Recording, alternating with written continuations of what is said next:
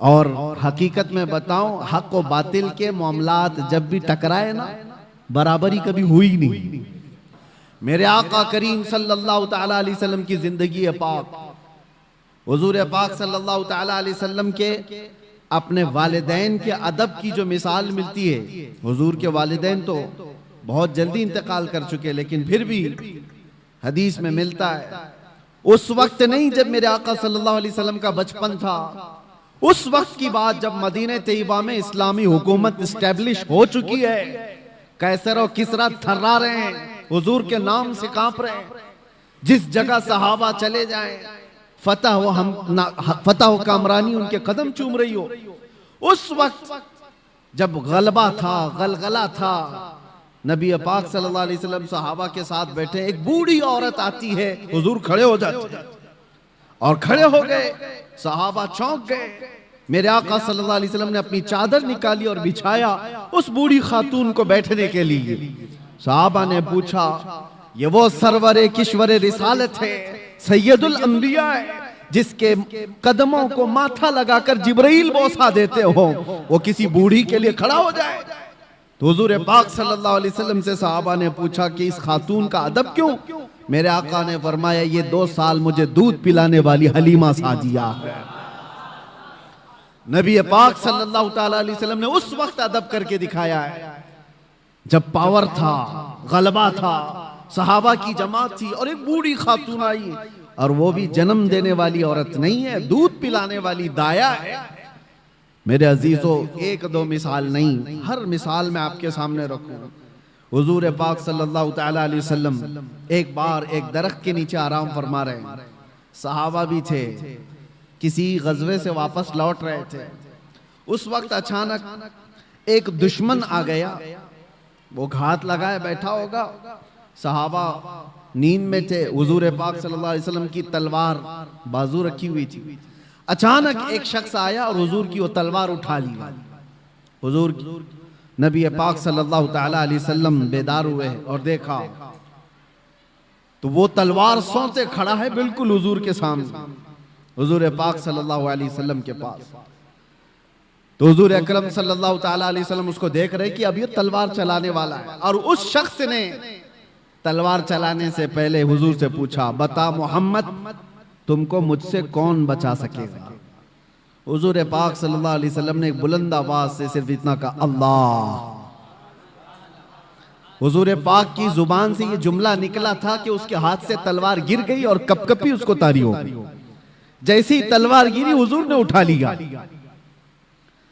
अब आप देखें, जब काया पलट जाए, पांसा पलट जाए, पावर दूसरे के पास आ जाए, और उस वक्त जो हमको सताया हुआ आदमी हमारे हाथ के नीचे आ जाए, तो फिर इंसान की फितरत क्या होती है?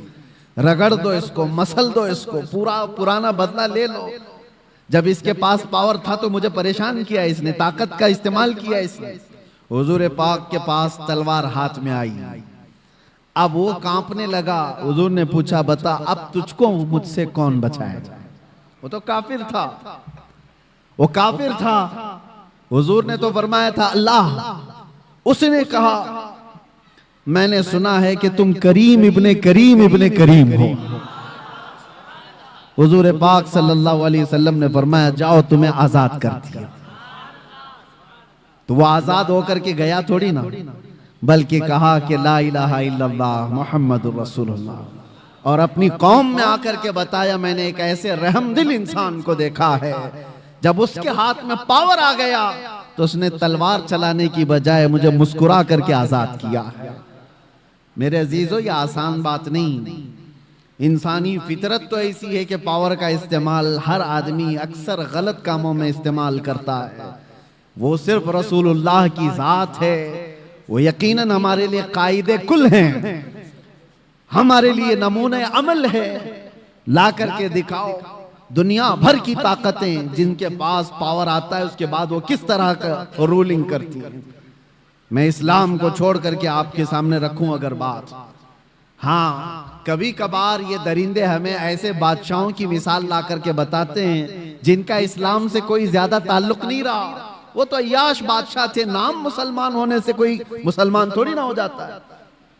वैसे तो तुर्की के इनकलाब के बाद मुस्तफा कमाल बादशाह नाम से जो रेवोल्यूशन आया था, सल्तनत उस्मानिया खत्म होने के बाद तुर्की में जो बादशाह बनाया गया अंग्रेजों की तरफ से, उसका नाम क्या था? मुस्तफा कमाल बादशाह। उसने तकरीबन 10-11 साल हुकूमत किया, पूरे इस्लाम को खत्म करने के लिए एड़ी चोटी का जोर लगाया। कुरान पे पाबंदी, अजान पे पाबंदी, हिजाब पे पाबंदी, अरबी जुबान पे पाबंदी। 11 साल की हुकूमत में नाम क्या था? मुस्तफा कमाल। नाम हो जाने से कोई मुसलमान नहीं होता। हाँ, ये बात याद रखे। मिसाल लाओ ऐसी कि अबू बकर हो, उमर हो, उस्मान हो, हैदर रदी अल्लाह ताला नुमा जैसी, कि उनके दौरे खिलाफत में मैं अगर आपको हजारों मिसालें रखूं, पावर था, गलबा था, ताकत थी, तब फिर किस तरह का इस्तेमाल किया है। आज दुनिया को देखो, निहत्तों पर जो जुल्म किया जाता है, बराबर का मुकाबला हो तो समझ में आए कि दो पहलवान मैदान में लड़ रहे हैं। फिलिस्तीन और इजराइल के मामलात को पूरी दुनिया जानती है। एक तरफ कंकर और पत्थर लेकर लड़ने वाले बच्चे, और एक तरफ पेट्रोट मिसाइल पूरी दुनिया को सप्लाई करने वाली हाई टेक्नोलॉजी पावर वाली ताकत। कोई मुकाबला है?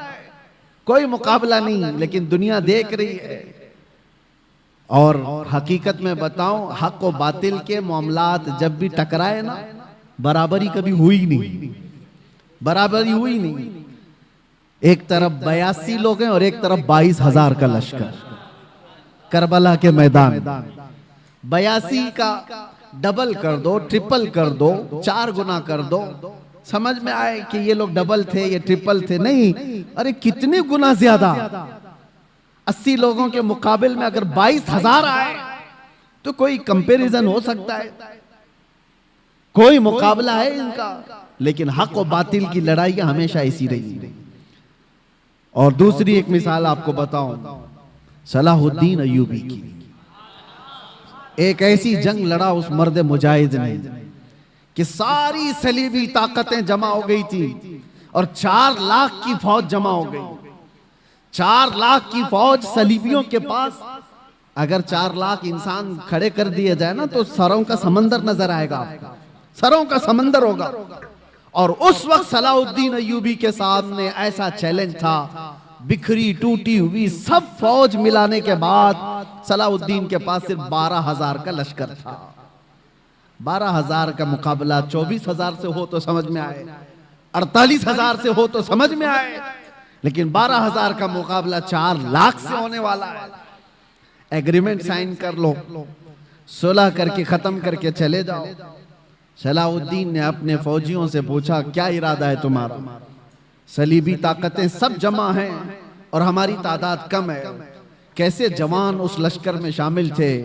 अपने सिपह सालार से कहते हैं, सलाहुद्दीन, अगर रसूलुल्लाह सल्लल्लाहु अलैहि वसल्लम के सहाबा तादाद देखकर मैदान में उतरते थे तो हम भी देखकर उतरेंगे, और अगर वो अल्लाह और उसके रसूल के भरोसे उतरते थे तो हम भी उनके नक्शे कदम पर अल्लाह और रसूल के भरोसे उतरे। हमने तादाद नहीं देखी, तादाद नहीं देखी, अल्लाह की मदद आई।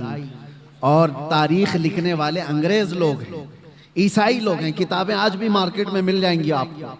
ये 4 लाख का मुकाबला जो 12,000 से हुआ था, तारीख की एक ऐसी जंग है। अंग्रेज मुअर्रिख लिखते हैं कि सलाहुद्दीन को और उनकी फौजों को कयामत तक फरामोश नहीं कर सकते सलेबी लोग, इसलिए कि उस जंग में इसने छींटरे उड़ा दिए थे और टुकड़े टुकड़े कर दिए थे, सबको बिखेर दिया था। लोग अपनी जानें बचाकर निकल गए, मुफाहमत पर आ गए। एग्रीमेंट सलाहुद्दीन ने नहीं, सामने वालों ने साइन किया।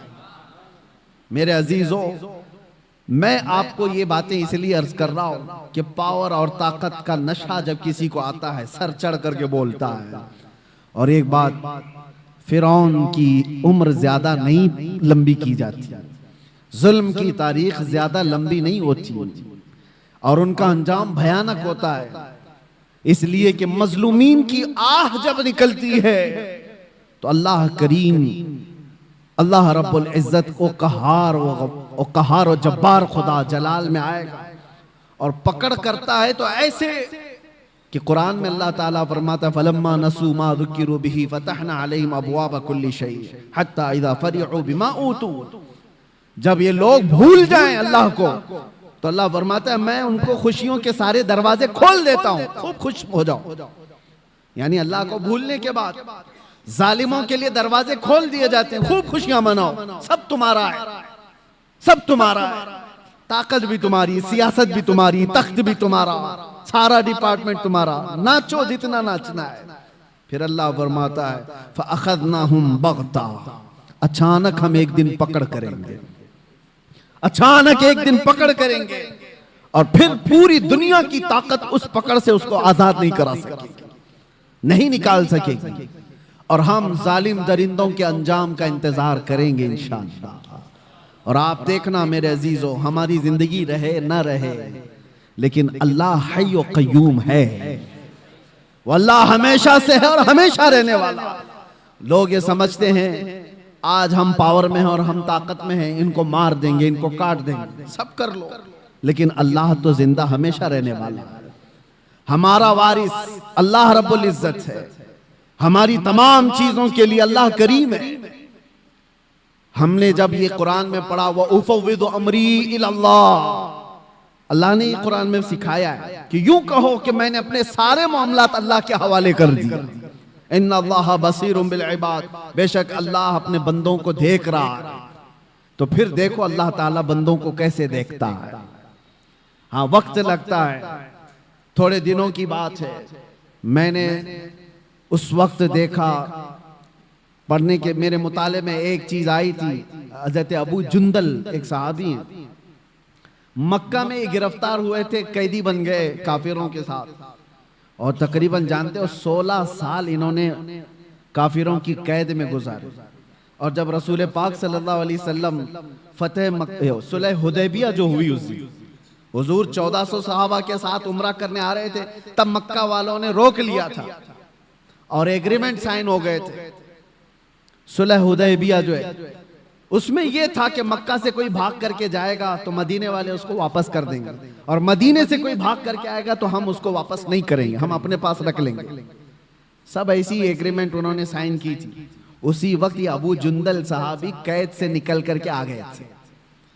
अंदाजा करो 16 साल के बाद कोई जंजीरें तोड़ करके निकल आया हो, और वो भी सहाबा के जमात में आ गए। सहाबा ने सीने से सीना लगाया, वो फूट फूट करके अपने जख्म बता रहे थे। लेकिन कुफ्फार को जैसे ही पता चला हमारा एक कैदी भाग गया है, तो उन्होंने कहा कि अभी अभी हमारा एग्रीमेंट हुआ है कि जो मक्का से भाग कर जाएगा उसको मदीने वाले वापस करेंगे, अबू जुंदल को हमारे पास वापस करो। सहाबा सब खड़े हो गए कि इस मजलूम को हम वापस कैसे करेंगे, जंग कर लेंगे। सबकी नजरें हुजूर पाक की तरफ थी कि हुजूर क्या फैसला फरमाए। अबू जुंदल अपने जख्म दिखा दिखा करके सहाबा से कह रहे थे इनके पास वापस भेजोगे, मुझे बहुत मारेंगे। तो मक्का के कुफ्फार और मुशरिकीन को हुजूर ने कहा कि अब वो आ गया, छोड़ दो, अभी तो हमारी एग्रीमेंट साइन नहीं हुई। तो उन्होंने एग्रीमेंट को खत्म कर दिया और कहा कि अगर ये हमको वापस नहीं किया जाएगा तो हम एग्रीमेंट भी नहीं करेंगे। जब जिद पर अड़ गए, हुजूर पाक ने अबू जुंदल की तरफ देखा और कहा अबू जुंदल मक्का वापस चले जाओ, रहमतुल लिल आलमीन है। सारे सहाबा देख रहे हैं। बसा औकात ऐसे हुक्म आएंगे मेरे अजीजों जिंदगी, लोग ये समझते हैं ये तो हमारी तकलीफ पर और तकलीफ आ रही है। वो रहमतुल लिल आलमीन है और 16 साल का कैदी बाहर आया है और हुजूर उसको कहते हैं वापस चले जाओ। दुनिया की नजर तो ये देख रही है कि रहमतुल लिल आलमीन है, वापस इसको कैद में भेज रहे हैं। सारे सहाबा से कहते लड़ लो, इसको वापस निकाल लो। लेकिन तुम नहीं जानते जो रसूलुल्लाह की नजर देख रही है। ये इम्तिहान है हमारा। मुसीबत के बाद हम आस लगाए हैं अल्लाह उसके रसूल की जात से, तो हो सकता है 2-4 मुसीबतें फिर आ जाएं। तुम ये कहोगे कि मैंने तो एक मुसीबत से छुटकारे की दुआ की थी, 4 और आ गई। कहीं ऐसा तो नहीं कि तुम्हारा ईमान बिखर जाएगा और तुम छोड़ दोगे। मैंने देखा है कैद के दिनों में कितने ऐसे हैं जो काफिर हो जाते हैं, यही कहते हुए कोई अल्लाह नहीं है, हम तो कितने दिनों से दुआ कर रहे हैं, हम पर तो और केस ही केस होते जा रहे हैं। माज़अल्लाह रब्बिल आलमीन, ये कड़ा इम्तिहान है मेरे अजीजों। हुजूर ने वापस कर दिया। और हैरत की बात मैं आपको बताऊं, दूसरा कोई आम मामूली आदमी हो तो जंग कर ले और लड़ाई कर ले, या फिर छूटा हुआ कैदी, उसको जब ये फरमान सुना दिया जाए तो बिफर जाए और कहे कि मैं तो छोड़ देता हूं, ऐसा दीन ही क्या। अबू जुंदल की तरफ सहाबा ने देखा, सर झुकाए मक्का की तरफ वापस जा रहे हैं। फरमाने मुस्तफा है, मेरे नबी का फरमान है। ईमान हो तो ये 16 साल कैद में रह करके छूट करके आए थे, जख्म दिखा दिखा कर रो रहे थे। उसके बाद रसूलुल्लाह ने फरमाया जाओ वापस। चूं चीरा तक नहीं कहा, ये पूछा भी नहीं या रसूलुल्लाह वापस उस जुल्म की चक्की में पिसने जाऊं, नहीं पूछा, सर झुकाया और चल पड़ा। यही तो ईमान है मेरे, यही ईमान है।